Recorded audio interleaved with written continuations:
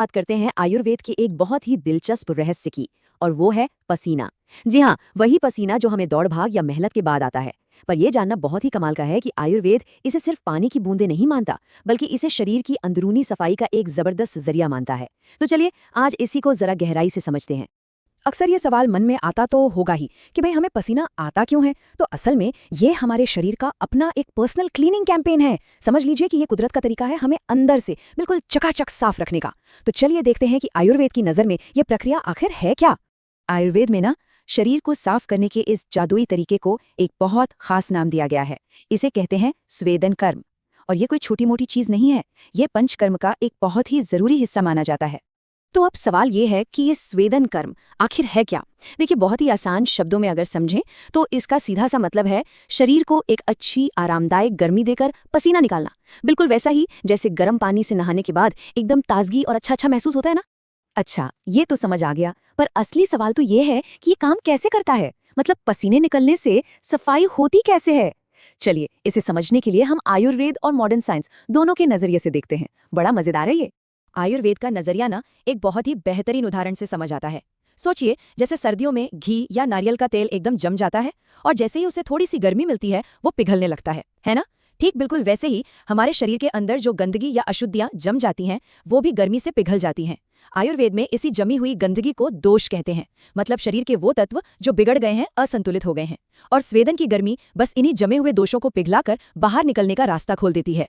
अब आते हैं मॉडर्न साइंस पर। वो क्या कहता है।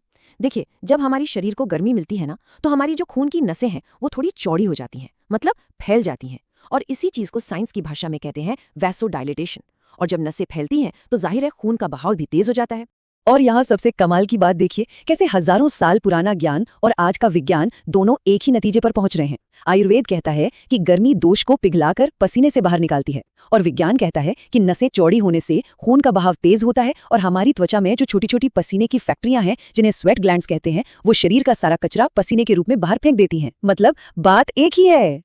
तो भाई ये तो हो गई साइंस की बात, लेकिन सबसे जरूरी बात तो ये है कि इस पूरी प्रक्रिया के बाद आखिर महसूस कैसा होता है।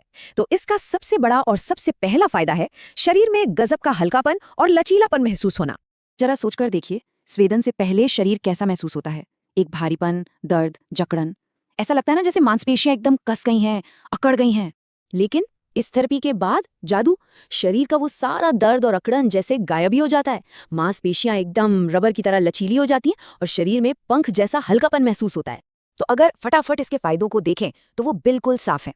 पहला, शरीर अविश्वसनीय रूप से हल्का महसूस होता है। दूसरा, सारे दर्द, पीड़ा और अकड़न छूमंतर हो जाते हैं। और तीसरा, मांसपेशियों में एक कमाल का लचीलापन आता है। कुल मिलाकर पूरे शरीर में जैसे एक नई जान, एक नई ऊर्जा आ जाती है। ठीक है, अब आते हैं सबसे जरूरी सवाल पर। ये इतनी जबरदस्त थेरेपी आखिर किन लोगों के लिए फायदेमंद है और किन्हें इससे बचना चाहिए, ये जानना बहुत बहुत जरूरी है। तो देखिए, ये थेरेपी उन लोगों के लिए बहुत अच्छी है जिन्हें बहुत ज्यादा ठंड लगती है, या अक्सर खांसी जुकाम रहता है, या फिर शरीर में हर वक्त एक भारीपन और दर्द सा महसूस होता है। लेकिन एक बात का ध्यान रखना बेहद जरूरी है कि ये सबके लिए नहीं है। अगर किसी को तेज बुखार है, बहुत ज्यादा कमजोरी या चक्कर आ रहे हैं, कोई गर्भवती है, या फिर बाहर मौसम बहुत ज्यादा गर्म है, तो ऐसी स्थिति में स्वेदन कर्म से बचना। ये पूरा प्रोसेस इन 5 मेन स्टेजेस में होता है। पहला, शरीर का टेम्परेचर बढ़ता है। फिर दिमाग में हाइपोथैलेमस एक्टिव होता है।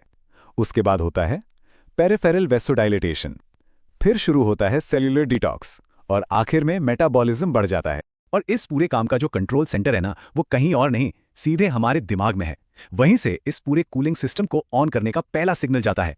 हमारे दिमाग में एक छोटा सा हिस्सा है जिसका नाम है हाइपोथैलेमस। इसको शरीर का एक सुपर स्मार्ट थर्मोस्टेट समझ सकते हैं। जैसे ही इसे महसूस होता है कि बॉडी का टेम्परेचर बढ़ रहा है, ये फटाफट स्वेट ग्लैंड्स यानी पसीने की ग्रंथियों को एक्टिव करने का सिग्नल भेज देता है। ओके, तो दिमाग से सिग्नल तो मिल गया। अब कहानी पहुंचती है हमारे ब्लड सर्कुलेशन सिस्टम तक। अब शरीर का अगला मिशन क्या है?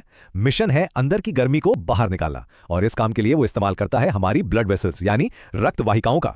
इस प्रोसेस का एक टेक्निकल नाम है पेरिफेरल वैसोडाइलेशन, पर सिंपल भाषा में इसका मतलब है कि स्किन के पास जो खून की नलियां हैं वो चौड़ी हो जाती हैं, फैल जाती हैं। इससे क्या होता है? गर्म खून ज्यादा क्वांटिटी में स्किन की सतह तक आता है और शरीर की गर्मी आसानी से बाहर निकल जाती है। ये बॉडी को ठंडा करने का एक बहुत ही इफेक्टिव तरीका है। लेकिन पसीने का काम सिर्फ बॉडी को कूल करना ही नहीं है। नहीं, इसका असर इससे कहीं ज्यादा गहरा है। सीधे हमारे सेल्स के लेवल तक।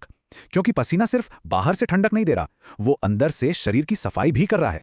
असल में पसीना एक तरह का सेलुलर डिटॉक्स है। ये क्या करता है, ये मसल्स में जमा हुए लैक्टिक एसिड और यूरिया जैसे वेस्ट प्रोडक्ट्स को बाहर निकालता है।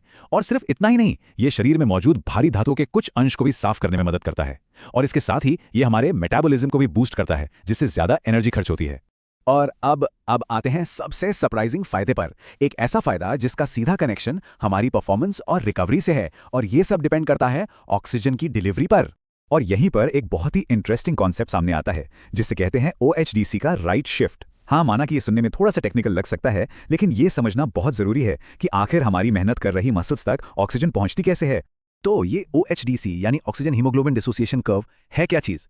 सोच लीजिए, ये एक ग्राफ है।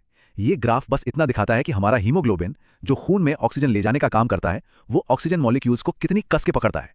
सिंपल शब्दों में, ये हीमोग्लोबिन की ऑक्सीजन पर ग्रिप कितनी मजबूत है, उसे मापने का एक तरीका है। अब ये राइट शिफ्ट का मतलब क्या है? बहुत सिंपल है। नॉर्मल टिश्यूज में हीमोग्लोबिन ऑक्सीजन को मजबूती से टाइटली पकड़े रहता है, लेकिन जब टिश्यूज गर्म और एक्टिव होते हैं, जैसे कि एक्सरसाइज करती हुई मसल्स, तो हीमोग्लोबिन की ऑक्सीजन पर जो ग्रिप है वो ढीली पड़ जाती है। वो ऑक्सीजन को बहुत आसानी से रिलीज कर देता है। इससे होता यह है कि मसल्स को उनकी जरूरत के हिसाब से ज्यादा ऑक्सीजन मिल पाती है। इस पूरे प्रोसेस के पीछे जो साइंटिफिक रीजन है, उसे कहते हैं बोर इफेक्ट। ये प्रिंसिपल बस इतना कहता है कि जब किसी टिश्यू का टेम्परेचर और कार्बन डाइऑक्साइड लेवल बढ़ता है, जो कि एक्सरसाइज के टाइम होता ही है, तो हीमोग्लोबिन की ऑक्सीजन रिलीज करने की कैपेसिटी भी बढ़ जाती है। सच में नेचर का एक कमाल का डिजाइन है ये। तो इस पूरी साइंटिफिक कहानी का फाइनल रिजल्ट क्या निकलता है? सीधा सा जवाब है बेटर परफॉर्मेंस और फास्टर रिकवरी। जब मसल्स को ज्यादा ऑक्सीजन मिलती है तो उन्हें आराम मिलता है, कोलाजन की फ्लेक्सिबिलिटी बढ़ती है और शरीर वर्कआउट के बाद जल्दी ठीक हो पाता है। तो अब